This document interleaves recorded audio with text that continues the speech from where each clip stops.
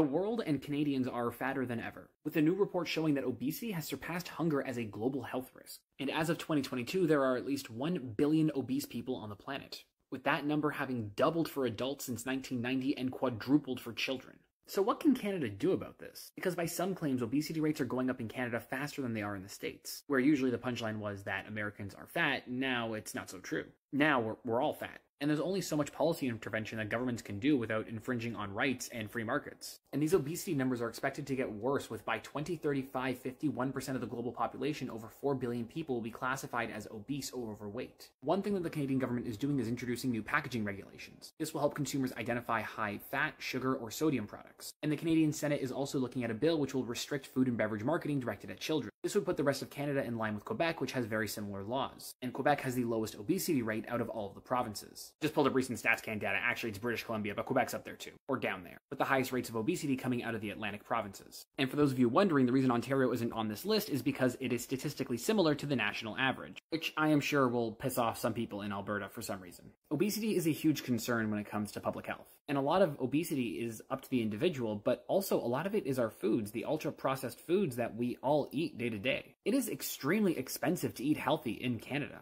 especially if you live in a northern or isolated rural community. And no amount of government advertisements about eating healthy and exercising is going to change that. I've seen some people floating the idea that the government should be setting price limits for certain healthy foods. That way, certain things are accessible to everybody. But I know that that would be highly contentious. But here's the thing. If you're against that idea, don't just say that that's a bad idea.